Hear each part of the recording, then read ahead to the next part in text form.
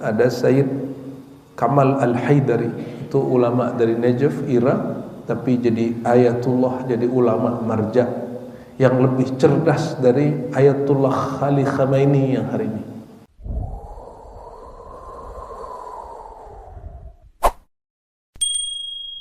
Ingin bawakan topik atau tajuknya Ahlul Bait dan Ahlus Sunnah, ya.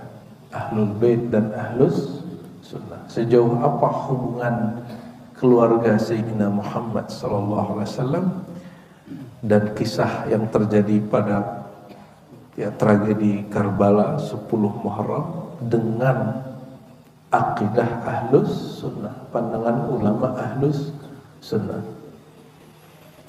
Sebelum jauh-jauh hari kita bahas itu, kita bacakan hadis-hadis yang sahih dulu tentang Ahlul Bait, ya. Dalam Jami' Tirmidzi, Imam Tirmidzi murid terbaik Imam Bukhari, sehingga Bukhari pun ngambil beberapa hadis kepadanya. Apa kata Nabi SAW ketika Sayyidina Al-Hasan dan Husain sedang main-main? Kata beliau, Sayyida hadhani sayyida syababil jannah. Ini hadis sahih. Dua pemuda ini, Hasan dan Husain, cucuku ini, adalah penghulu pemimpin pemuda-pemuda surga. Saya mau tanya Pak, di surga ada orang tua nggak? Berarti semuanya pemuda? Tenang Pak, yang sudah ubanan, yang sudah giginya rontok, nanti kita seumuran semua Pak. Kita seumuran semua nanti. Cuma ini kena keduluan bapak lahir aja, gitu aja bedanya. Kalau tugas kan sama, liya'budun, untuk mengenal Allah Subhanahu wa ta'ala. Dan ini kabar dari Nabi SAW, kabarnya sahih, bahwa pemimpin surga langsung Sayyidina Hasan, Sayyidina Husain. Bahas hadis ini bukan hadis Syiah. Kita ini Ahlus Sunnah. Tapi hadis yang sama juga dipakai oleh orang Syiah. Itu sebabnya saya sering sampaikan, seandainya saja orang-orang Syiah tidak menghujat sahabat-sahabat Nabi, maka perbedaan kita dan mereka sedikit sekali. Sedikit sekali. Yang di Iran hari ini itu Syiah namanya Ithna Asyariyah. Ithna 2, Asyariyah 12 imam. 12 imam itu bagi ahli sunnah, imam sunnah. Tapi bagi mereka imam Syiah. Paham maksudnya? Jadi 12 imam itu diperebutkan antara dua teolog ini, dua aliran akidah ini. Dan mereka memang zuriat dari nasab yang tahir, yang suci, nasab Sayyidina Al-Husain, ya. Sayyidina Al-Husain dan Hasan ini ada perbedaan. Husain ini adiknya. Husain itu Hasan kecil. Jadi Hasan, Husain. Husain bahasa Arab artinya orang yang tampan, dan dia lebih kecil dari Hasan. Husain tasghir Hasan, ya. Lahir dari rahim perempuan paling mulia di alam semesta, Sayyidah Fatimah Az-Zahra. Sayyidah Fatimah Az-Zahra itu menyimpan semua asrar Nabi Muhammad SAW. Ini ada satu Syiah Ghulat, bukan Syiah 12 ini. Syiah Ghulat ini juga dianggap kafir oleh Syiah yang ada di Iran hari ini. Jadi Syiah yang di Iran hari ini itu sudah Syiah paling moderat Pak. Karena sudah Syiah yang kacau-kacau itu sudah rontok-rontok. Sisalah Syiah yang hari ini. Makanya mereka sama ulama Azhar ketemu, sama ulama Yaman sama ulama Suriah ketemu, berijtima, ya, berjumpa.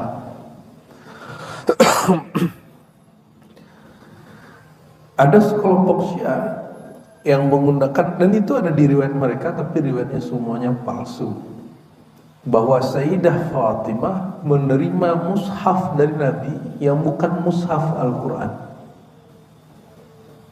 Kita langsung konfirmasi ke ulama-ulama Syiah itu baik langsung ataupun tidak langsung dari kitabnya ataupun bertanya, itu maksud riwayatnya apa? Kalian meyakini ada Quran selain Quran yang hadir ini?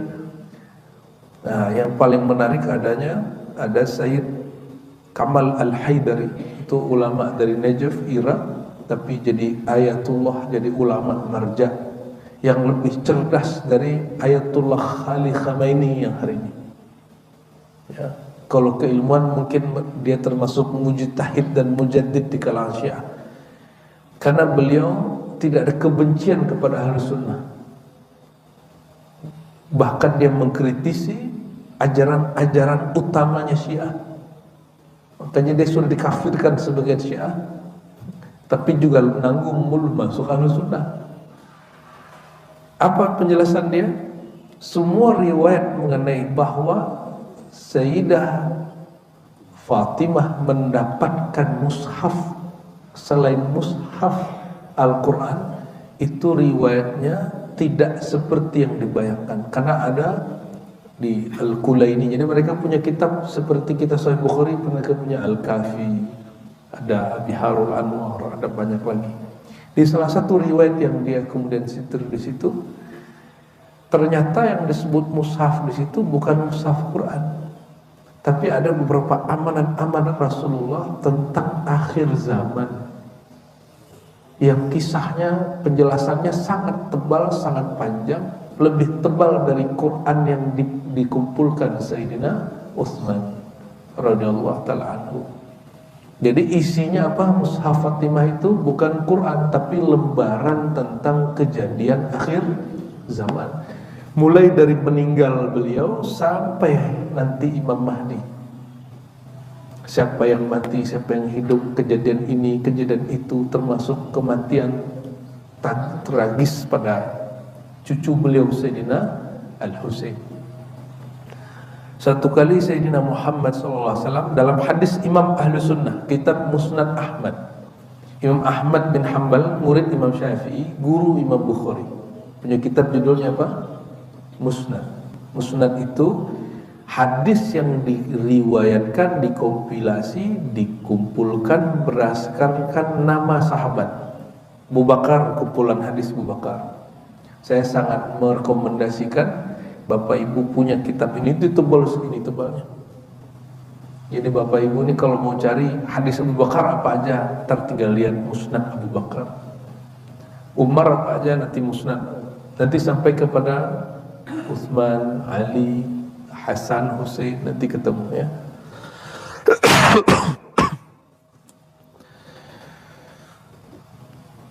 Apa kata Nabi Muhammad SAW ketika beliau sedang belusukanlah jalan-jalan? Nabi ini kalau di konsep orang hari ini disebut time traveler ya, orang yang bisa nembus waktu, karena dia dekat dengan Sang Maha Waktu, yaitu Allah Subhanahu wa Ta'ala. Maka Nabi lagi terang-terangnya, lagi siang atau sore di saat hadis itu, tiba-tiba beliau terdiam, matanya berkaca-kaca, dan beliau mengatakan, inni la ajid, kalau nggak salah begitu lafaznya, raihata dami, yakni Al-Husain ya. Aku mendapatkan, mencium bau segar darah Husain, safki dima Al-Husain, atau kama qala sallallahu alaihi wasallam ya. Jadi beliau mencium, beliau lagi di Madinah tapi mencium bau darah Husain. Jadi dia diperjalankan dan beliau melihat siapa yang bunuh cucunya sendiri. Kalau ada orang ganggu cucu kita gimana Pak? Kita ganggu balik Pak. Betul nggak? Apa kata Nabi? Al-Hasan wal-Husain minni, atau Husain minni wa ana min Husain, atau Hasan minni wa ana min Husain min Al-Hasan. Ini cucuku dari darah dagingku dan aku darinya. Itu bahasa Nabi menjaga, mengakuisisi tentang Siapa yang disebut cucunya ini? Ini hadis ahli sunnah semua. Saya nggak akan sebutkan dari riwayat Syiah karena metode kita menentukan hadis sahih tidak sahih dengan Syiah ini masih ada perbedaan. Kenapa? Kalau sahih menurut Syiah, jika diriwayatkan dari Imam Ahlul Bait walaupun bukan dari Nabi tapi dari Imam 12, itu disebut dengan hadis sahih. Kalau di kita nggak masuk.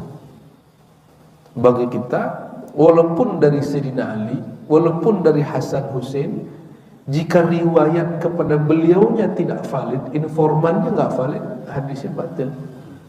Dan itu banyak. Maka dengan semua ketakziman kita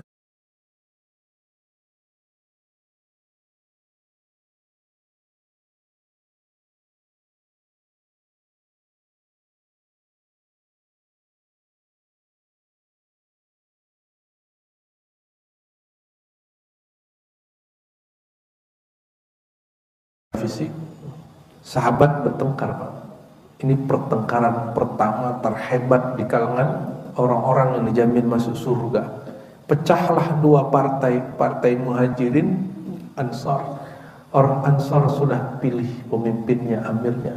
Apa kata orang Ansar? Hei Muhajirin, kali ini pendatang, kira-kira begitu. Kami pribumi, minna amir wa minkum amir. Kami punya pemimpin, kalian boleh pilih pemimpin sendiri. Abu Bakar belum datang, Abu Bakar masih di luar kota. Maka Sayyidina Nabi SAW tubuhnya masih dibiarkan dijaga, nunggu orang kepercayaan beliau yang seumuran yang menemani beliau di Gua Thur pulang. Karena hanya kata beliau yang nanti didengar. Pulang, beliau kemudian masuk ke tempat ke hujrah Nabi Muhammad SAW, yaitu hujrah Aisyah, dan mencium kening beliau. Nah, ini sunnah, kalau ada orang meninggal, orang dekat kita cium keningnya. Jangan takut, Pak. Yang ditakuti itu orang hidup. Mencium orang hidup baru kita takut. Mencium kening orang meninggal itu sunnah, kalau itu masih orang dekat, ya.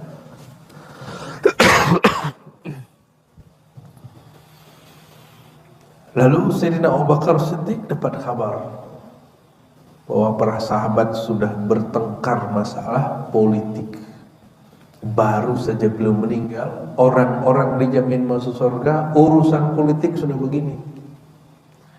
Jadi ini kelemahan kita. Kita sebutkan hari ini, Bapak Ibu.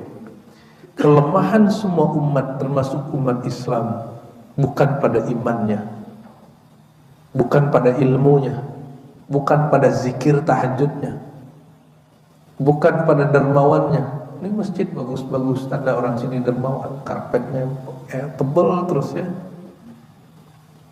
Di mana sikap politik? Jadi kalau mau hancurkan satu negeri, termasuk negeri ini, kalau menghancurkan suatu agama, termasuk agama ini, hidupkan isu politik di situ. Lucu nggak, Pak? Negara UK itu demokrasinya murni atau masih ada kerajaan di situ? Masih ada kerajaan di situ. Lucu nggak? Mereka jualan demokrasi kemana-mana, walaupun perdana menterinya dipilih secara demokratis. Maka kalau ada anak-anak muda hari ini mengejek Kesultanan Jogja, Solo, Banten, Cirebon, atau yang ada di Palembang, atau yang di Sumatera, atau yang di Pontianak, yang di Kutai, yang di Sulawesi, dimanapun, saya akan mentertawakan dia. Anda ini korban, nggak dijajah secara fisik, tapi dijajah secara ideologi politik. Yang paling lama menguasai Nusantara ini bukan Belanda sebenarnya. Nusantara ini kan luas, Pak, dari ujung Aceh termasuk Semenanjung Malaysia sampai ke Sulu. Itu yang bagi-bagi siapa? Yang bagi-bagi Inggris. Cuma karena Indonesia tidak dijajah Belanda, kita ini dieksploitasi oleh VOC. Dan tidak semua negeri. Yang 350 tahun cuma Batavia. Sampingnya Banten sudah tidak, Cirebonan sudah tidak, Kesultanan belakangan mereka baru menyerahkan, karena politik, dan Bapak baca semua kekacauan kesultanan di Nusantara, itu yang dimainkan bab politik, sehingga putra mahkota melawan rajanya, paman melawan, begitulah semua sama. Jadi kalau ada yang ngejek sistem monarki yang ada di negeri ini, dia korban. Ya, itu korban. Kita nggak pro juga monarki, Pak. Tapi itu bagian dari kearifan yang ada di negeri ini. Oh, di kita juga ada kok kerajaan-kerajaan. Itu kan sesuai dengan bersejarah yang ada. Ya. Lalu yang betul-betul demokrasi mana, Pak? US. Pernahkah US punya presiden perempuan? Pernah nggak? Sampai hari ini mereka masih rasis sama orang kulit hitam dan orang Latin. Demokrasi apa? Mereka jualan toleransi, tapi mereka toleransinya enggak. Ya, jadi mohon maaf. Al-Quran mengajarkan toleransi yang lebih kuat. Ya, dibacalah surat Al-Hujurat. Ya. Itu boleh disebut ummul muamalat. Jadi kalau orang tanya induk kaidah bermuamalah, berinteraksi kepada sesama makhluk di dalam Al-Quran, itu adanya di surat Al-Mu'amalah. Apa di surat? Ya, Al-Hujurat. Ya. Boleh juga disebut ummul muamalat. Ya Allah a'lam bishawab. Lalu Sayyidina Muhammad sallallahu alaihi wasallam, ya, barulah ditanam. Di mana ditanamnya?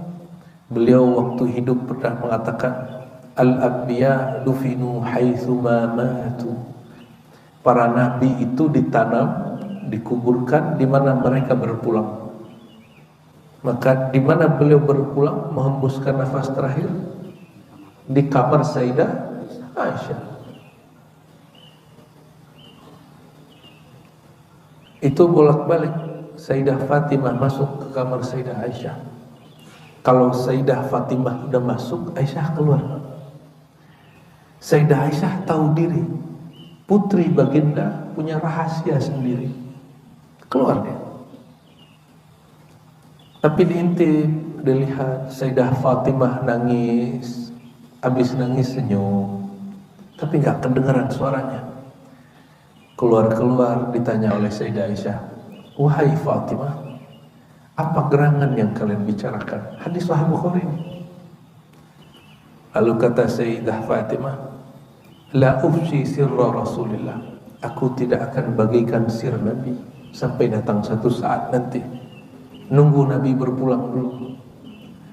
Berpulang Sayyidina Muhammad SAW, barulah kemudian beberapa bulan Sayyidah Fatimah buka rahasia.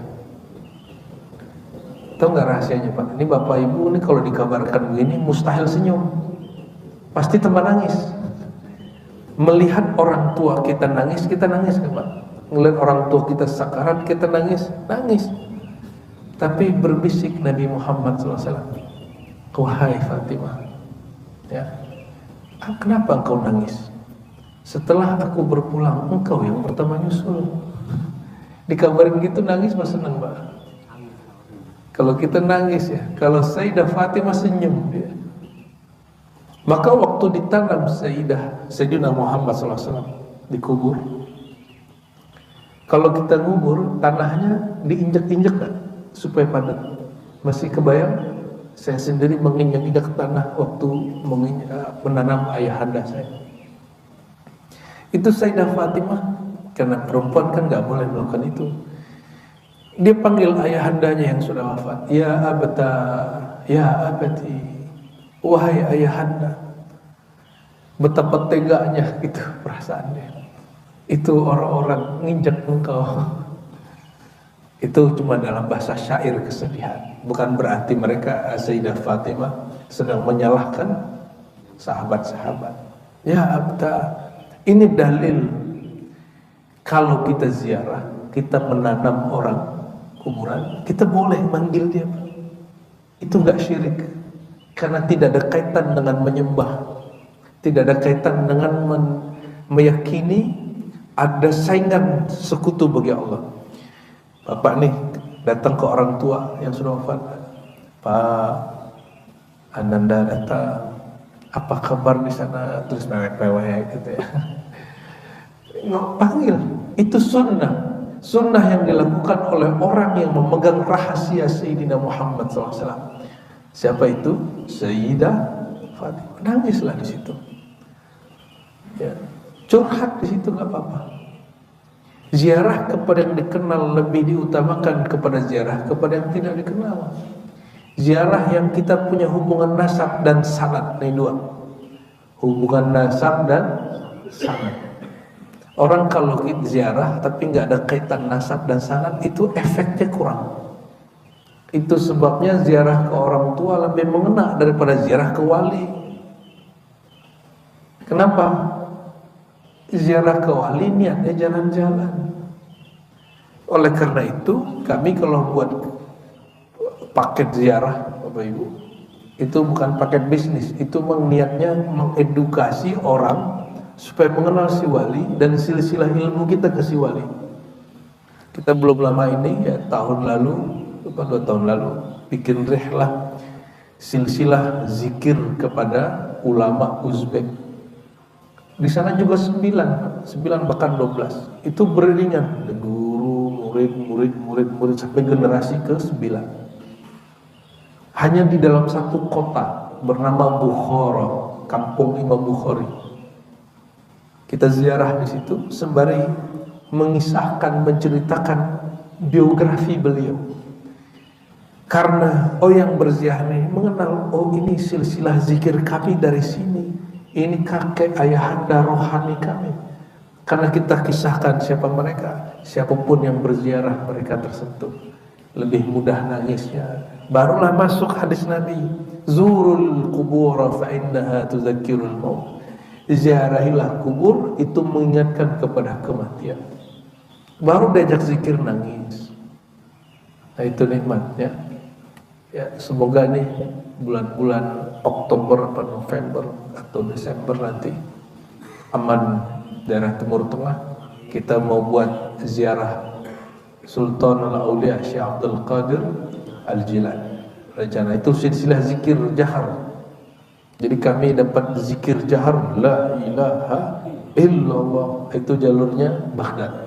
Kalau Uzbek, mata dipejam, lidah dikunci, sebut nama Allah di dalam. Itu dia. Tapi beberapa ulama mereka kayak Abdul Khalid Al-Judwani juga zikirnya keras. Sampai di Imam Bahauddin Shah Naqsyaband zikirnya lembut. Dan zikir keras dan lembut tidak ada kaitannya dengan akidah. Ya, itu hanya persoalan fikih. Kembali ke sini. Jadi boleh kita berdialog, panggil. Misal teman meninggal nih, balik, bro, tidak pulang keluar. Tapi belakangan jangan lupa Al-Fatihah. Loh, nyampe ke Al-Fatihah?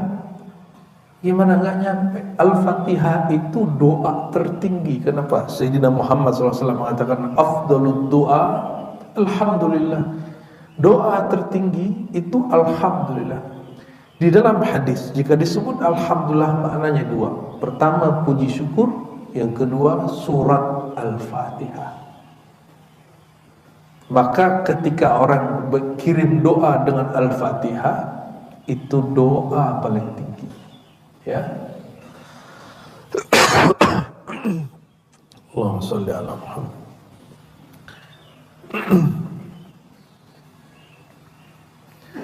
Lalu setelah meninggal Sayyidina Muhammad SAW serajat Yasan, Sayyidina Abu Bakar datang ke orang Muhajirin Ansar yang sedang konflik. Kenapa sahabat bersitegang urusan politik? Karena Nabi tidak menaskan, tidak menunjuk penggantinya. Nah, ini perbedaan kita dengan Syiah. Akidah Ahlus Sunnah, baik secara riwayat ataupun bukan, tidak menemukan riwayat yang eksplisit tentang pengganti Nabi Muhammad SAW, dan tidak menemukan dalil yang eksplisit tentang sistem pemerintahan yang Nabi rekomendasikan. Begitu Nabi terbukanya. Kenapa? Nabi sangat paham sistem politik itu sistem duniawi dan itu berubah-ubah. Akhirnya dua kelompok Muhajirin Ansar didatangi Sayyidina Abu Bakar, cukup dibacain satu hadis mereka langsung Islam. Kita dibacain satu hadis Islam nggak Pak? P3 sama PKB Islam nggak? Itu satu rumpun tuh, aswaja dua-duanya.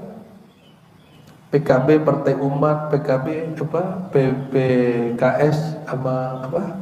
Yang baru partai yang dari PKS tuh siapa? Gelora. Wah. Itu kan satu rahim itu. Partai apa lagi? Bayangkan satu imam, satu manhaj, satu wirid, bisa beda Pak. Urusan politik hancur semua negeri tanpa kecuali orang Islam dan negeri kita ini. Jadi saya ngaji bab konspirasi ke beberapa pakar-pakar, dokter-dokter, profesor ini. Mereka buka bocoran cara orang Barat ngancurin Timur Tengah. Orang Islam itu doyannya ngaji, belajar. Jadi kalau bab belajar itu nyatu Sunni Syiah. Aliran apa aja, tarekat apa aja, bahkan Sunni Wahabi nyatu, Aswaja Wahabi nyatu Pak. Kalau bab ngaji. Makanya saya Yasin Al-Fadani, sanadnya di situ ada sanad Syiah, sanad Ahlus Sunnah, sanad Wahabi, sanad Ibnu Taimiyah, lengkap di situ. Mu'tazilah juga ada di situ. Syekh Muhammad Yasin Al-Fadani itu merapikan silsilah keilmuan umat Islam, tidak hanya Ahlus Sunnah. Jadi teman-teman kita Salafi itu kalau mau cari sanadnya ke Syekh Yasin. Orang Syiah kalau mau nyambung sama imam mereka lewat Syekh Yasin. Itu orang kita Pak Al-Fadani Padang, tapi lahir Mekah, orang Saudi. Wajahnya ya kayak wajah-wajah siapa ya? Nah, itu tuanku Sidi namanya. Kalau di Pariaman itu ada zuriat Nabi, itu depannya ada Sidi. Ya, tapi kulitnya nggak seperti Habib Betawi. Kulitnya agak gelap-gelap dikit sama matang ya. Tinggal tepi pantai. Ngumpul semua di rumah beliau. Nggak ada lagi gejolak-gejolak. Tapi kalau mau hancurkan umat Islam, hidupkan isu-isu politik. Ini perhatiin, Libya hancur politik atau bukan? Sekarang mereka nyesel Pak. Saddam Hussein hancur Irak politik. Iran tahun 79 revolusi politik. Kan sistem di Iran ini nggak pernah ada sebelumnya. Bukan kerajaan Pak.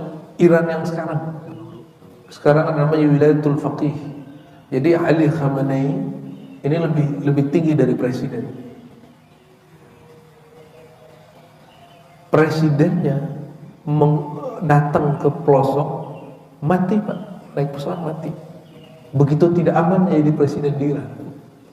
Maka salah satu pemimpin ormas pergerakan yang ada di Palestina ketika datang ke Tehran dibom wajar, tidak aman. Presidennya meninggal kok, dibunuh mati, apalagi cuma ketua ormas. Maka mereka super ketat hari ini menjagain Ali Khamenei. Nah, di sana kalau orang sudah sampai level tertinggi, gelarnya Ayatullah. Di Sunni nggak ada Pak, kita di Ahlus Sunnah nggak ada. Di kita sangat natural sekali. Paling tinggi kewalian Syekh Abdul Qadir Jilani, Sultanul Auliya. Tapi itu bukan sistem, itu anugerah dari Allah Subhanahu wa Ta'ala.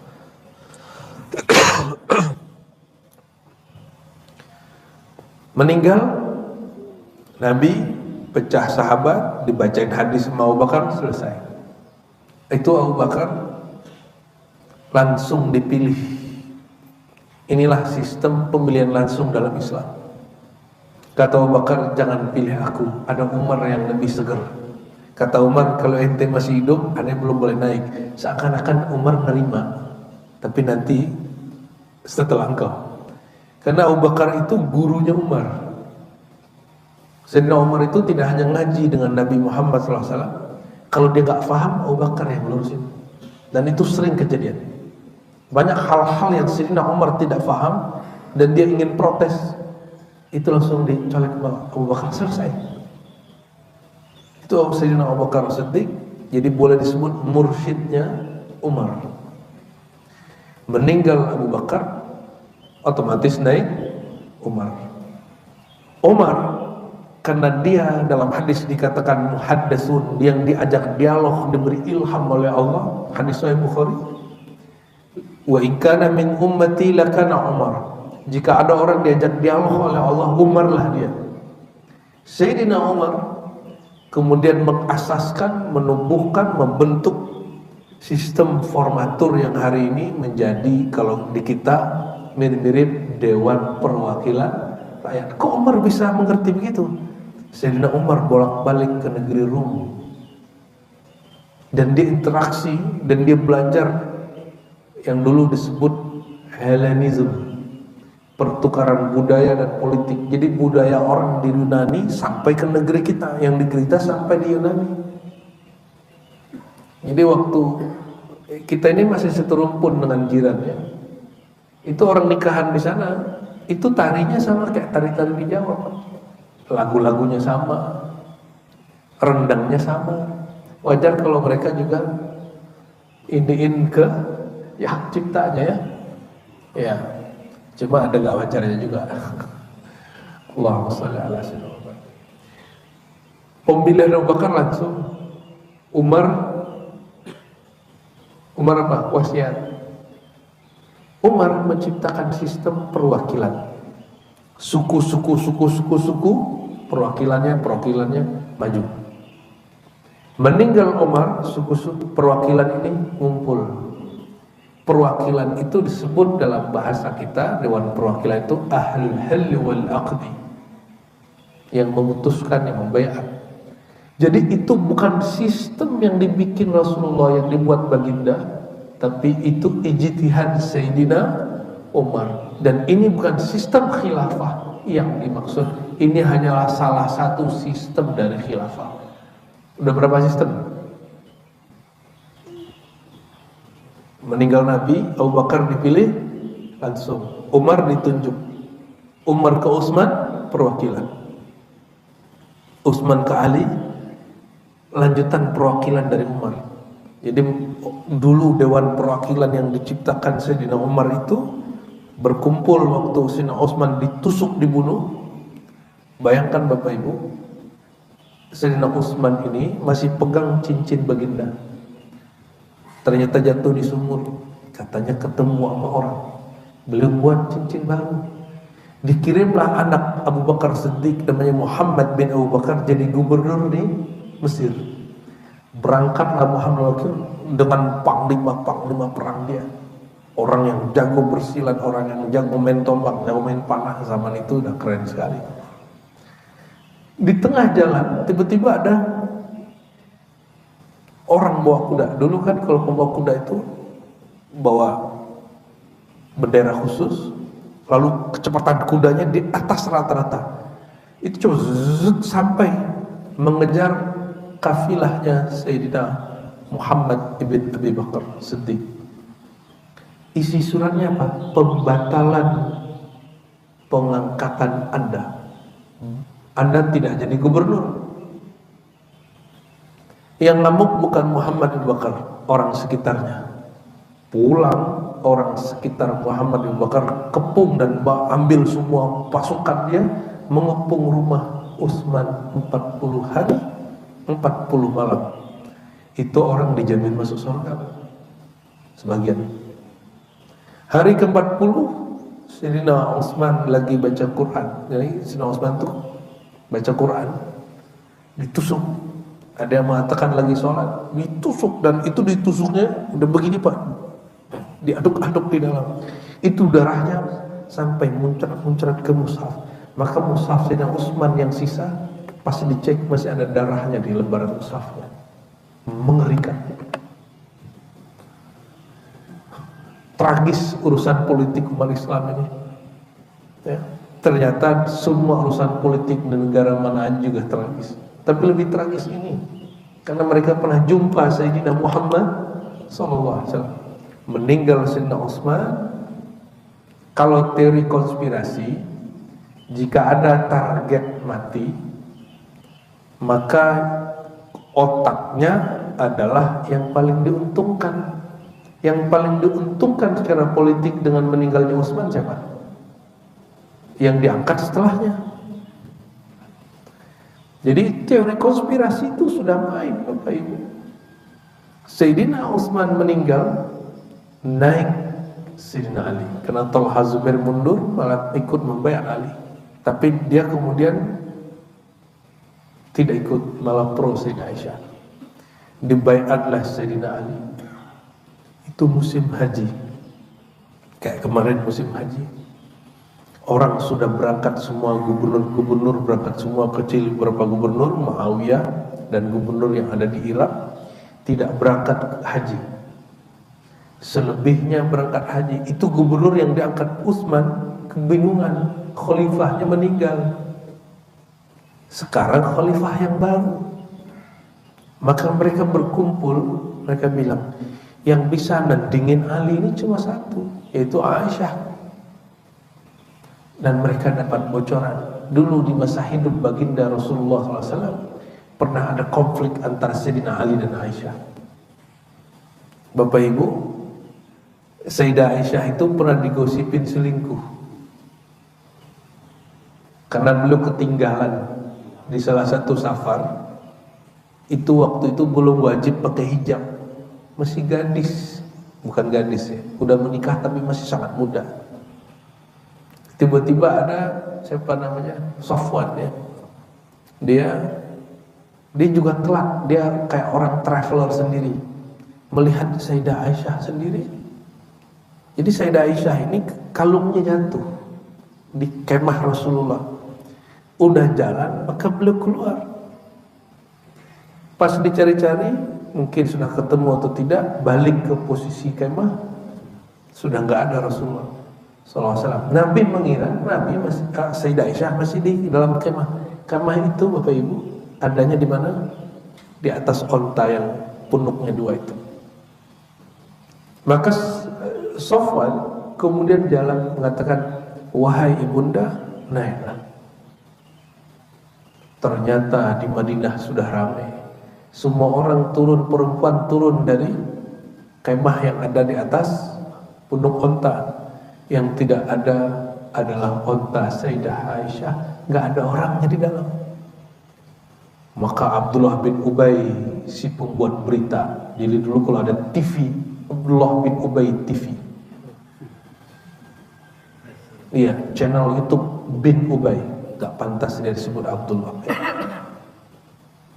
Isinya apa? Podcast, nyebarin gosip, bikin berita gosip. Itu si bin Ubay. Anak dia Abdullah bin Ubay itu pun gak senang dengan perilaku bapaknya, karena ciri-ciri orang munafik suka ngomongin orang. Ciri-ciri kiai munafik suka cari kesalahan kiai yang lain. Ciri-ciri politisi negara munafik juga sama, depan lain belakang lain sama aja. Abdullah bin Ubay ini sholat 5 waktu kecuali 2, Isya dan subuh. Maka Nabi buat kaidah, perbedaan kalian dan munafik Isya dan subuh. Orang munafik tidak sanggup sholat Isya, karena Nabi sholat Isyanya menjelang tengah malam. Kalau kita kan baru habis maghrib langsung Isya, tuh sholat ya bocil-bocil sebenarnya Pak. Sunnahnya, jadi Nabi mengatakan, seandainya tidak memberatkan bagi umatku, aku suruh mereka bersiwak setiap mau sholat, dan yang kedua mengakhirkan Isya. Hadis Abu Daud, hadis sahih. Mengakhirkan Isya sampai tengah malam. Jangan dikira mengakhirkan Isya itu bid'ah, itu sunnah Nabi yang tertinggalkan. Pendek cerita, Sayyidina Ali naik di Mekah, di kota haram. Para sahabat, para gubernur, karena mereka praktisi politik, ini terancam nih. Kalau posisi terancam, wajar mereka mengatur siasat. Dicarilah Sayyidah Aisyah. Aisyah yang tadi mereka ceritakan nih loh, masalah Aisyah sama Ali. Aisyah dulu sewaktu diisukan, kata Sayyidina Ali, ya Rasulullah, talikha, talak aja tuh perempuan, kan gadis lain banyak. Kalau ibu kedengeran ada orang ngomong gitu ke suaminya, ngomong gimana bu? Halo bu, suami ibu ya dapat gosip ibu ini selingkuh. Ibu demi Allah tidak selingkuh. Terus kata bapak nih, talak aja dia Rasulullah. Ya, kan banyak perempuan lain yang mau ngomong, kau banyak, bukan si perempuan itu doang. Itu kabar sampai kepada Sayyidah Aisyah. Kira-kira kesel gak bu sama yang nyuruh cerai itu? Kesel. Jadi kita ini kan bayangin sahabat ini makhluk-makhluk langit semua. Enggak, mereka itu manusia Pak. Konflik-konflik sosial, konflik-konflik karena gesekan-gesekan itu terjadi seperti kita hari ini. Bedanya dulu mereka pakai kuda, sekarang pakai kuda Jepang. Ya, dulu kudanya merah, sekarang Ferrari. Dulu kudanya onta gitu, di atas sekarang Avanza gitu ya. Allahumma sholli ala Muhammad. Yang berubah hanya budaya dan peradaban. Orangnya, karakternya sama. Ibu-ibu dulu begitu, sekarang begitu juga sama. Inilah konflik besar. Akhirnya Sayyidah Aisyah memutuskan, yaudah kita demo dulu, kita tuntut. Kenapa? Muncul isu kematian Utsman, mesti ada yang tanggung jawab. Kita tuntut Ali. Pulanglah mereka dari Mekah. Sampai di Madinah, itu Sayyidah Aisyah menuntut kejelasan siapa yang bertanggung jawab tentang kematian Sayyidina Utsman. Karena tadi teori konspirasi itu. Kata Sayyidina Ali, ittahamuni wa ana bari'un min. Mereka menuduh aku pembunuh, otak pembunuh Sayyidina Utsman. Aku bukan. Kan itu saudara ipar itu. Sayyidina Ali menikah dengan Fatimah, Utsman menikah dengan Ruqayyah dan Ummu Kulsum. Itu sama-sama mentu Rasulullah SAW. Bedanya apa? Sayyidina Ali Ahlul Bait, Utsman bukan. Ini dalil paling kuat Pak, boleh menikahi syarifah dengan bukan syarif. Jadi saya dalam bab ini nggak ada urusan dengan nasab. Saya percaya ada nasab karena saya juga neliti nasab dengan ala kadar kita. Tapi dalam fikih nasab itu beda. Bedakan isbat nasab dengan fikih nasab. Bagi kami boleh syarifah nikah dengan orang alim, karena tidak ada dalil bahwa satu orang berdarah zuriat lebih mulia dari 70 orang alim. Enggak, itu enggak ada riwayat. Itu bukan hadis Nabi. Ya. Itu bukan hadis Nabi. Kita mencintai Ahlul Bait, Ba'alawika, Hasanika, Azamatkah, kita cinta mereka semua walaupun mereka lagi berebut nasab hari ini.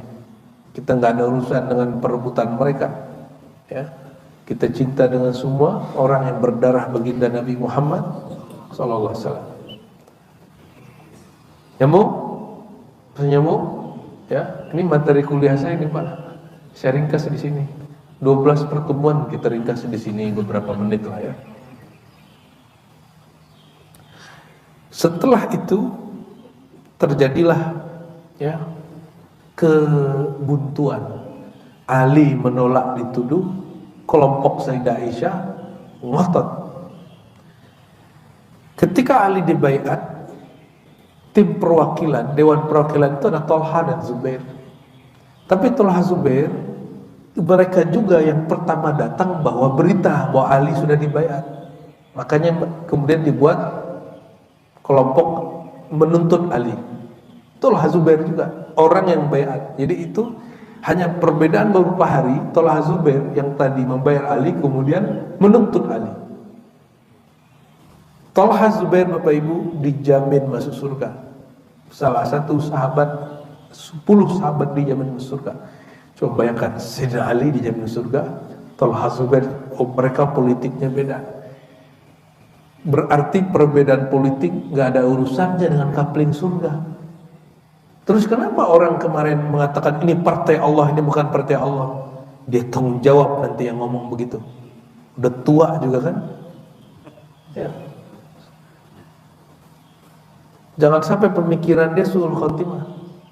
Kita nggak bilang umur dia su'ul khotimah, pemikiran su'ul khotimah, sembarangan. Ya. Sekarang bikin partai juga nggak hidup-hidup amat partainya, karena menjual nama Allah untuk kepentingan duniawi sesaat. Bayangkan jual nama partai Allah hanya untuk kepentingan 5 tahun, coba. Saya tidak ridho itu. Maka siapapun politisi pakai ayat berhadapan sama kita. Anda sedang musuhan dengan aktivis-aktivis ulama, santri-santri, kiai-kiai, dan muallim-muallim. Ya.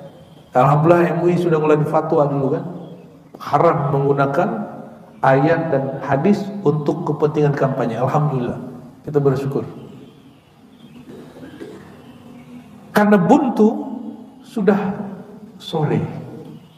Kira-kira kalau sekarang jam 5, udah mulai gelap, setengah 6. Salah satu dari Talha Zubair dibunuh. Jadi ternyata ada yang bukan kelompok Ali, yang bukan kelompok Aisyah, itu bikin keributan. Kita sebut provokator. Sahabat ini ditusuk. Sayyidina Ali bilang, itu bukan tentaraku. Kata orang-orang Aisyah, kalau bukan tentaramu siapa lagi? Udah langsung pecah perang. Makanya bapak kasih tahu kepada anaknya yang suka demo, jam 5 pulang. Karena itu masa tanduk syaitan. Nabi sendiri sebut itu masa tanduk syaitan. Boleh demo, silakan. Tapi jam 5 pulang. Karena itu syaitan itu masa provokator. Syaitannya sudah bertubuh manusia, Pak. Pakai mobil ambulan kadang. Ya, masuk ke dalam tadi isi batu, bom molotov. Oh, itu sering kejadian. Jadi syaitan yang mengalir dalam darah manusia. Nauzubillah, summa nauzubillah. Pecahlah perang, matahari terbenam. Ini sahabat dijamin surga, ini sahabat dijamin masuk surga. Orang dijamin masuk surga, urusan politik tidak ada jaminan. Nanti mereka bingung tuh kalau ada masuk surga, lalu kan yang gua bunuh. Lu ke pembunuh, kok masuk surga? Bisa bingung tuh banget tuh. Ya. Akhirnya Sayyidina Ali ini kan setelah meninggal Hamzah, sirnya Hamzah kan ada di Sayyidina Ali. Hamzah ini kan Asadullah, Saifullah, singanya Allah, panglima perangnya Rasulullah SAW, itu beliau. Khalid bin Walid kan sudah meninggal. Maka strategi perang pasti menang Sayyidina Ali. Segawat apapun, sependek apapun waktunya, dia bisa memutuskan dengan cepat. Disitulah muncul hadis yang dicurigai, hadis politis, tapi ada di Sahih Bukhari. Ini masalahnya. La yufliha qaumun tawalla amrahum imra'ah. Ini dari siapa? Abu Bakrah kalau salah. Tidak akan sukses satu kaum jika dipimpin perempuan. Hadis ini nggak pernah muncul 30 tahun. Sekitar itu. Lebih kurang 20-30 tahun nggak pernah ada orang baca hadis ini. Giliran terjadi perang, pemimpinnya perempuan bernama Sayyidah Aisyah, satu lagi Sayyidina Ali. Ada orang yang pro Sayyidina Ali atau dia golput. Dibacain hadis ini. Dan itu membingungkan. Hadis yang nggak pernah muncul zaman itu. Maka hati-hati Bapak Ibu. Kalau sudah musim politik muncul, orang akan bawa dalil-dalil agama. Ya, saya tidak menuduh hadis ini dhaif. Ini hadis disahihkan Bukhari. Tapi kemunculannya mencurigakan. Hadisnya tidak masalah. Maka sekarang ini dijadikan dalil untuk apa? Menolak kepemimpinan perempuan. Saya mau tanya, ini sahabat Abu Bakar atau Ibn Abi Bakar dan Aisyah, mana yang lebih alim? Mana yang lebih alim? Aisyah. Itu udah cukup. Itu sudah cukup bahwa itu boleh. Di Quran, adakah ratu perempuan dan tidak disuruh turun? Tapi yang dibenerin cuma dia salah, dia nyembah matahari. Ketika dia sudah menyembah Allah, kekuasaan dia tidak diturunkan. Siapa dia? Ratu Bilqis.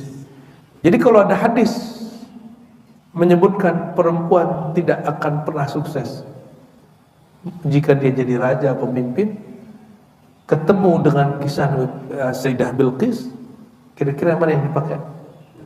Bilqis. Dan yang ketiga, ini paling penting, hadis ini pengkhabaran atau perintah?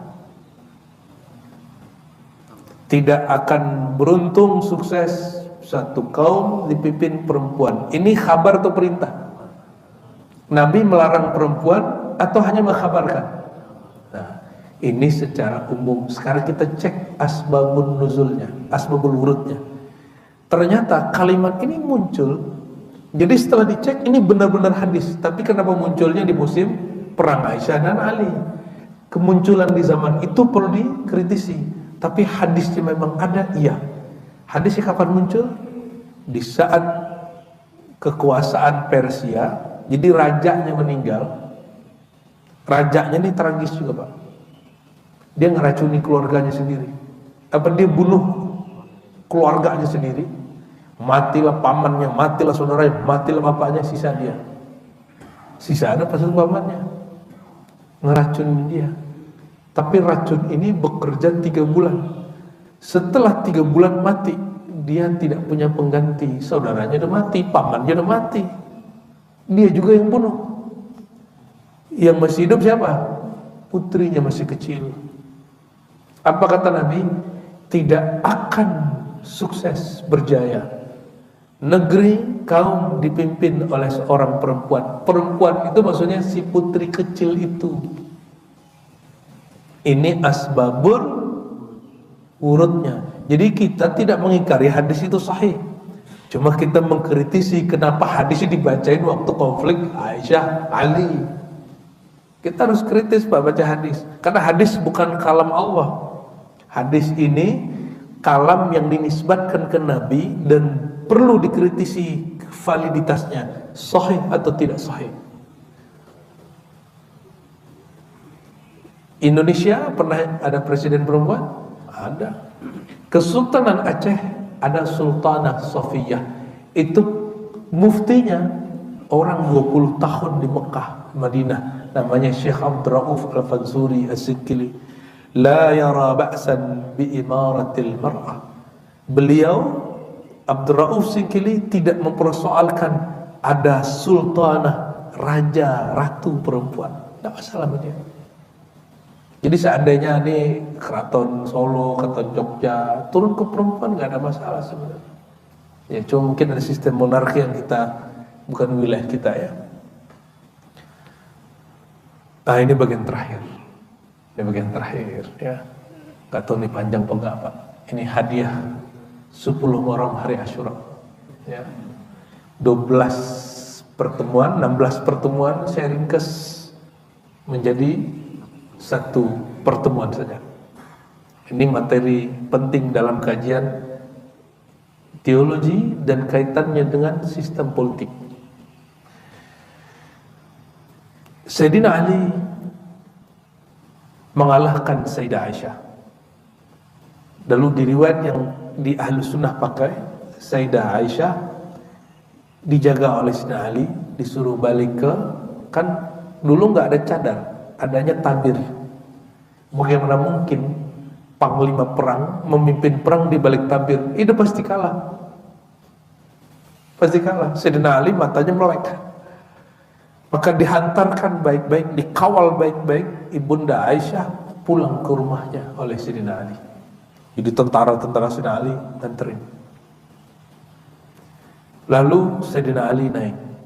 Karena Madinah sudah pernah rusuh. Beliau menghormati Sayyidah Aisyah, beliau istikharah, dapat ilham, pindahkan ibu kota dari Madinah ke Kufah, Irak. Maka pindahlah Sayyidina Ali memindahkan ibu kota. Jadi tidak hanya Jokowi yang pindahin ibu kota, Pak. Sayyidina Ali. Itu beratnya bukan main. Kenapa? Kosnya tinggi. Pindah ke Kufah. Di mana ada ibu kota, maka di situ berita seliuran, berita palsu, hoax. Itu seliuran. Maka Kufah menjadi kota metropolitan plus jadi kota hoax. Jadi kota politik, kota ilmu, lengkap semua di situ. Tapi itu salah satu kota suci. Kenapa? Itu tempat tinggal Sayyidina Ali. Sucinya karena ada Sayyidina Ali berdarah suci. Tapi bukan suci seperti Madinah ya. Ini suci karena ada keberkahan sahabat Nabi, mantu Nabi ada di situ. Kita ada kiai aja, ini silsilah apa, Wali Songo aja kita betul-betul hormati, Pak. Gimana kalau itu tempat tinggal sahabat Nabi dan dia adalah kakek semua wali-wali yang ada di alam semesta. Itu semua zuriat yang ada hari ini, wali-wali Songo itu kan zuriat beliau semua itu. Ya, kalau dicek pasti ada zuriat beliau semua itu. Jika ke cucunya kita takzim, apalagi kepada kakeknya. Ini bukan urusan Syiah nggak Syiah, ini masalah adab. Sayyidina Ali memerintah dari Kufah. PR pertama dia apa? Ganti gubernur. Diganti semua gubernur, ada gubernur nggak mau turun. Gubernur dari negeri Syam. Maka Syam itu tempat konflik sampai hari ini. Dari dulu. Nggak nyampe 1 abad konflik itu sekian kali, Pak. Jadi saya baca kitab Bidayah wa Nihayah karya Ibnu Katsir, Masya Allah. Per 100 tahun konfliknya hancur-hancuran. Bapak lihat tahun 2000 video tentang kota Damaskus dengan tahun 2012 kacau. 2000 indah, itu negeri salah satu negeri terindah di dunia. Orang yang paling lembut di alam semesta. Cewek-ceweknya cantik-cantik, laki-lakinya tampan-tampan. Kulitnya Masya Allah murni. Karena itu negeri Syam. Syam itu anak Nabi Nuh. Jaraknya ke Rasul, ke Nabi Adam dekat sekali. Itu Muawiyah. Muawiyah ini siapa sih? Ya, gubernur yang diangkat. Utsman tidak mau turun. Kenapa? Bagi Muawiyah perang Aisyah Ali belum selesai. Bagi dia apa? Tangan Ali, tangan berdarah dingin. Konflik sahabat ini. Kata Muawiyah, masa aku dipimpin oleh orang yang otaknya membunuh Sayyidina Utsman? Sayyidina Utsman ini keluarga suku dia, satu klan dengan Muawiyah. Sembari dia mencari tahu siapa pembunuhnya, yang tertuduh masih Ali. Maka Sayyidina Utsman tidak menerima kekhilafahan Sayyidina Ali. Ya mau? Sayyidina Ali dapat hadis, idza bu'iyal imamani falyuqatil awwal al-akhir. Jika dibaiat 2 imam, ternyata Muawiyah ngangkat dirinya jadi pemimpin juga. Yang pertama dibaiat boleh menyerang yang kedua. Maka Sayyidina Ali bawa pasukan ribuan untuk menyerang Muawiyah. Dulu itu kalau perang ada tempat perang, Pak, nggak asal-asal perang. Ini kalau Israel tuh hancurin Gaza itu gila itu. Walaupun ada juga kesalahan di kita yang menyerang mereka dulu, tapi kan mereka sudah duluan ngancurin kita, mengganggu negeri kita. Itu berlebihan.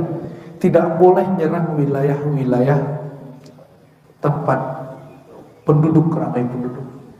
Jadi dari dulu hukum perang itu kalau mau perang gimana? Ada tempatnya. Dan dulu antara Damaskus dan Kufah, antara Syam dan Irak ada satu wilayah namanya Siffin, nggak jauh dari Efrat ya. Kumpul di bagian timur ada tentara Ali, di bagian barat ada tentara Muawiyah. Tapi kalau orang lawan Ali menang atau kalah? Pasti kalah. Pasti kalah. Muawiyah kenapa berani? Dia siapa? Ini belum terjawab. Dalam satu riwayat Imam Bukhari, ada seorang istri Nabi, anak Abu Sufyan. Nah, Nabi ini kan menikah, ini ada yang menikah politis juga, untuk menaklukkan Mekah, dan Mekah ini aman tanpa perlu perang. Maka Nabi kalamkan, siapa yang ingin selamat masuk Al-Bait Al-Haram atau masuk ke rumah tetua kalian, Abu Sufyan. Abu Sufyan punya putri, ini masih paman Rasul, namanya Ummu Habibah atau Ummu Hubabah. Connect? Ibu masih bisa ngikutin? Itu punya saudara namanya Muawiyah. Berarti Muawiyah ini siapa Nabi? Siapanya Nabi? Ipar Sayyidina Muhammad SAW. Jadi konflik sahabat itu konflik keluarga besar Sayyidina Muhammad SAW. Aisyah sama Ali. Aisyah istri Nabi, Ali sepupu dan mantu Nabi. Repot gak Pak? Jadi kita mau ngerti si ini masih orang pentingnya Nabi, ngerti si ini orang pentingnya Nabi Muhammad SAW. Begitu guru-guru saya, imam-imam kita ahlu sunnah mengisahkan tentang bab ini, maka kita nggak sembarangan bicara politik, nggak kayak 2016-2019 di Indonesia, cuma beda pilihan doang udah gak disolatin. Ngeri Indonesia ini, gampang dibakar bab politik. Untungnya Allah rahmati, kalau enggak udah krisruh kita dari kemarin Pak, udah gak bisa duduk ngaji begini kita. Berarti Muawiyah siapa? Ipar Sayyidina Muhammad SAW. Maka Ummu Habibah dia doa, ya Allah, terima kasih yang telah menjadikan aku istri Rasulullah, dan terima kasih keduanya Pak yang telah menjadikan aku saudaranya Muawiyah. Bersyukur dia dua bab itu. Artinya istri Rasulullah bernama Ummu Habibah ini sangat aman dengan dia. Makanya saya hati-hati benar bicara Muawiyah. Terjadilah perang Siffin, pasti kalah. Tapi Muawiyah ini sudah belajar bab perang yang tidak dipelajari orang Arab. Pakai simbol, gunakan simbol, dan segala macam. Sayyidina Ali ini 6 Hijriah tidak berani menghapus nama Rasulullah di lembaran perjanjian Hudaybiyah. Kata Nabi, ya Ali, hapus Rasulullah, cukup tulis Muhammad Abdullah. Sayyidina Ali gak sanggup, wahai Rasulullah. Begitu takzimnya Sayyidina Ali kepada simbol-simbol. Muawiyah tahu, karena waktu itu ayahnya dan dia itu yang berhadap-hadapan dengan Rasulullah, lawannya Ali. Jadi dia ingat, wah ini kelemahan Ali nih. Mushaf dinaikin ke tombak, dinaikin ke atas pakai bendera putih. Ajakan diplomasi. Sayyidina Ali dikasih bendera putih nggak mau, dia kalau pakai Quran di situ ada nama Allah, nama Rasulullah, langsung dia berhenti. Kata Sayyidina Ali, stop. Perperang stop, padahal sedikit lagi Muawiyah tumbang. Ketika Sayyidina Ali berhenti, para sahabat sebagian, bukan sahabat, tentara Ali itu pecah Pak, protes.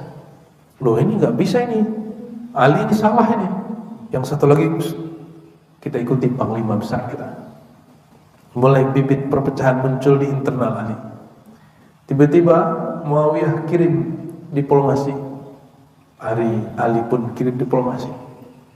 Diplomatnya sahabat. Ini Ibnu Al-As, Abdullah bin Abdul As, yang ini Abu Musa Al-Asy'ari. Yang ini sudah interaksi dengan budaya Mesir, pernah jadi gubernur Mesir, sudah tahu budaya Romawi, sudah belajar politik Yunani. Abu Musa Al-Asy'ari gubernur di Irak, di Basrah, kota santri, tidak banyak interaksi dengan dunia manapun. Apa kata Ibnu As? Udahlah, kita ini sama-sama muslim, sama sahabat Nabi, kita beresin aja. Oke, kata Abu Musa. Gimana cara beresinnya? Udah turunin tuh sahabat ente Ali, turunin. Kata Abu Musa, ya juga ya, capek kita, ini saudara. Ya udah, salaman mereka. Ya sudah ya, kita turunin Sayyidina Ali. Kata kata Ibnu As, ya udah, kita terima penurunan Ali. Habis itu tangannya dilepas. Abu Musa berharap turun juga Muawiyah, tapi Ibnu As tidak ngomong begitu, Pak. Udah selesai, udah pergi, udah nyampe. Itu kayak orang kena ain, apa istilahnya? Kena sirat, apa istilah orang itu? Udah nyampe dah, udah bisa, baru ingat Abu Musa. Tapi itu hanya cara Allah untuk menjaga dua sahabat ini. Secara politik begitu Pak ceritanya. Secara politik kayaknya Ibnu As jahat. Enggak, itu sah. Itu metode diplomasi untuk menurunkan kekhalifahan. Di masa transisi naik Hasan. Sayyidina Hasan ini dia nunggu masa yang tepat penyerahan kepada Muawiyah. Muawiyah faham ada seorang sahabat yang ulama bertugas lama di Persia, bertugas lama di Afghanistan, diminta menghadap. Dia nggak pro Ali, nggak pro Muawiyah. Ini orang non blok. Apa kata Muawiyah? Tolong bro, beresin urusan ini. Ente ini kan dipercaya sama Hasan, karena Hasan tahu kamu tidak pro aku, tidak pro Ali. Datanglah ke Sayyidina Hasan. Ali sudah meninggal Pak ya. Ini kita pendek ceritanya. Ali sudah meninggal. Kita nggak ceritakan tanggalnya. Tanggal kira-kira tahun 37.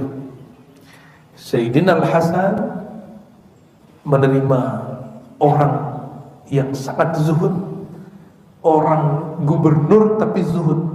Kata dia, oke, berarti ini saatnya aku menyerahkan transisi kepada khilafah Muawiyah.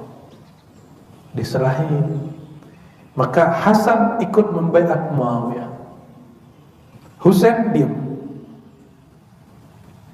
Pendek cerita, Muawiyah sakit, dia lagi kirim tentara ke Konstantin, nggak jadi, balik lagi, dia meninggal.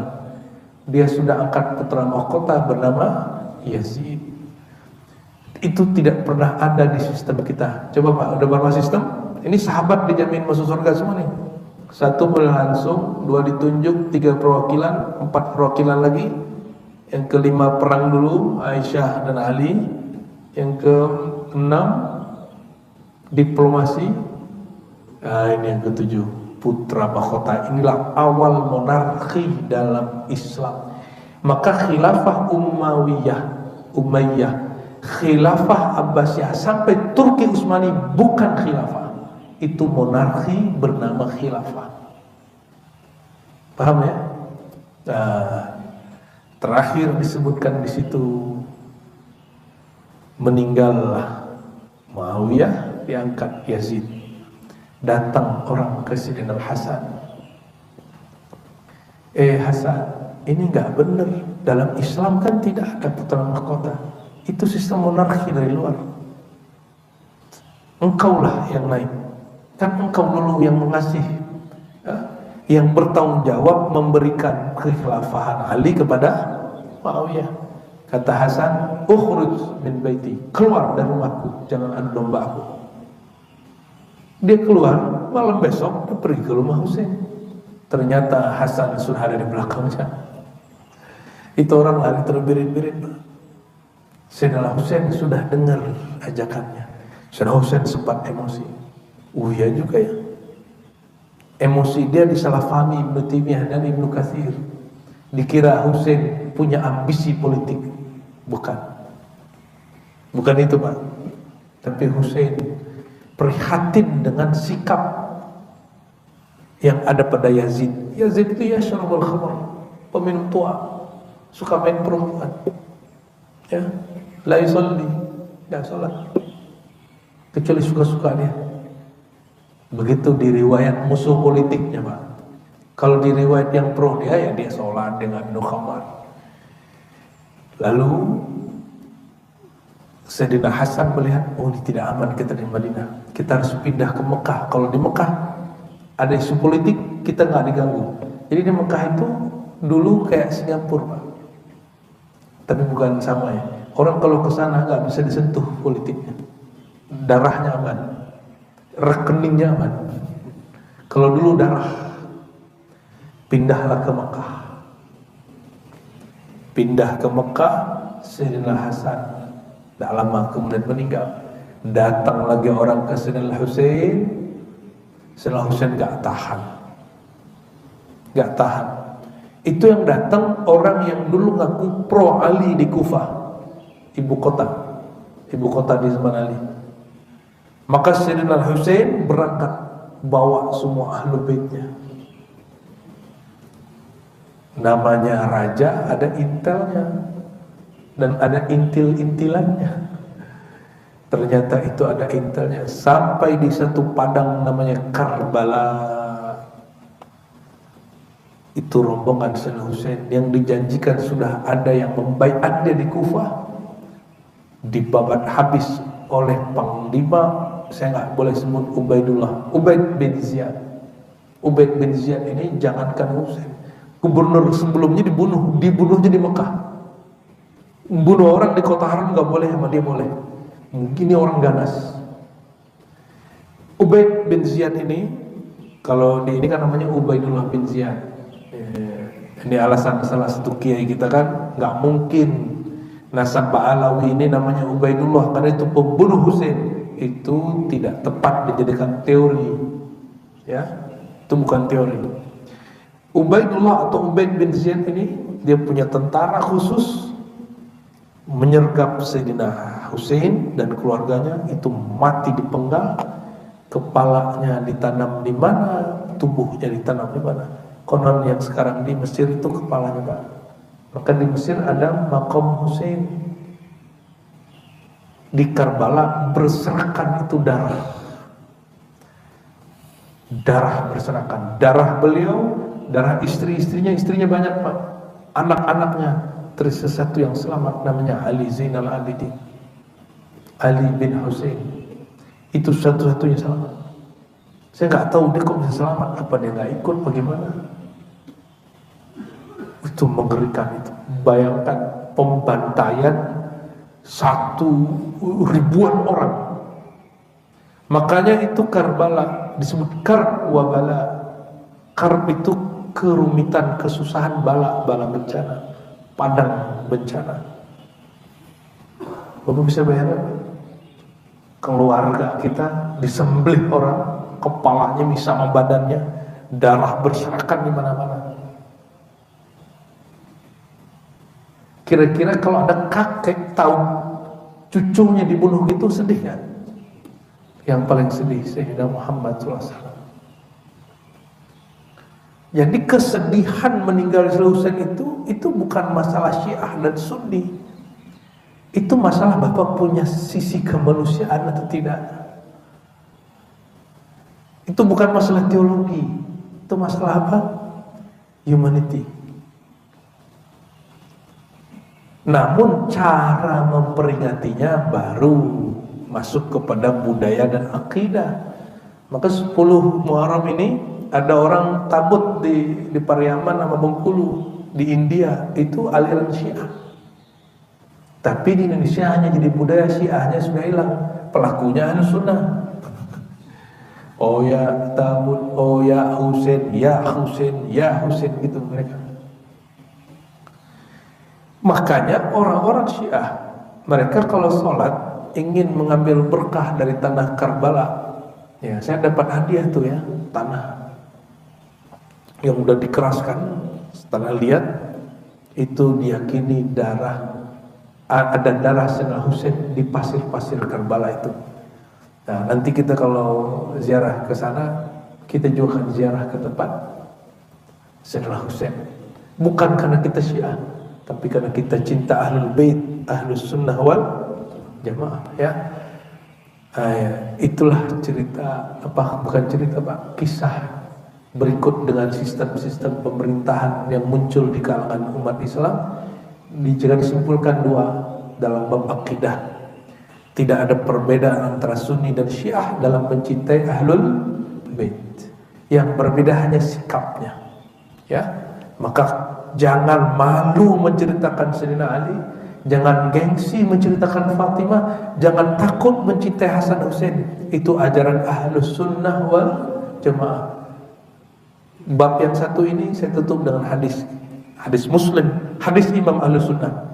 Kata Nabi, "Uhadzirukumullah fi ahli baiti." Ya. 3 kali Nabi berkata, aku warning kalian, aku peringatkan kalian tentang ahlu baitku. Ya.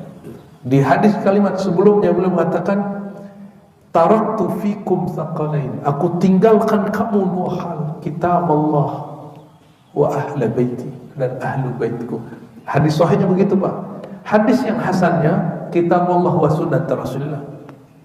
Oleh karena itu jika digabung ahli hadis, ahli ilmu, itu ahlu bait Nabi secara nur. Para habaib, para asyraf, syarif dan sayyid, ahlu bait Nabi secara nasab. Jadi ulama itu ahlu bait Nabi secara apa? Nur keilmuan. Dan bab yang kedua, bab politik. Ya, apa bab politik? Tidak ada, ini perhatikan, ini penting sekali.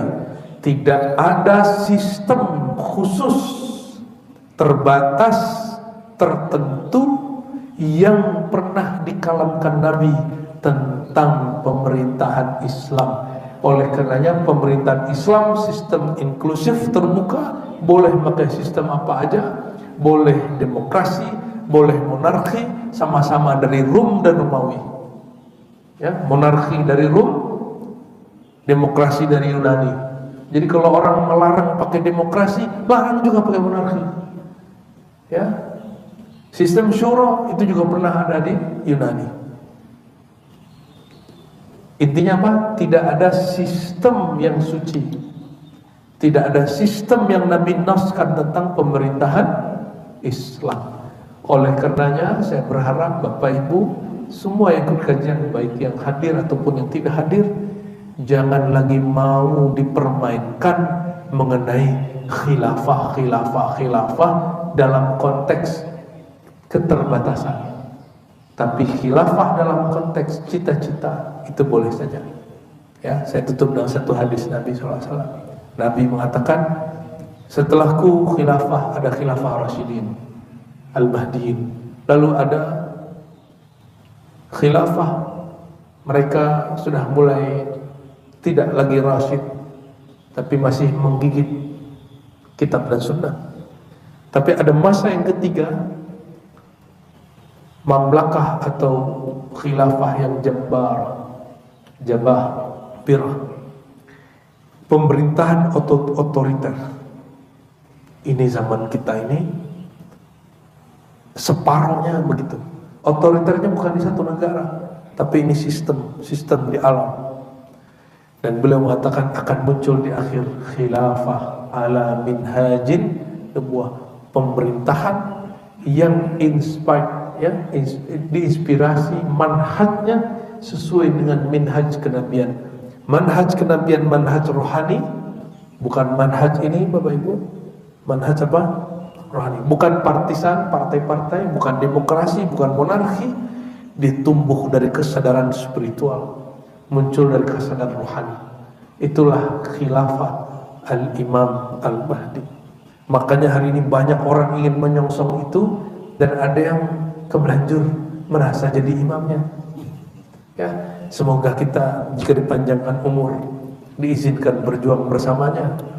Jika tidak, semoga diwafatkan husnul khatimah. Amin ya rabbal alamin. Subhanakallahumma wa bihamdika asyhadu an la ilaha illa anta astaghfiruka wa atubu ilaik. Mohon maaf salah kurang. Assalamualaikum warahmatullahi wabarakatuh.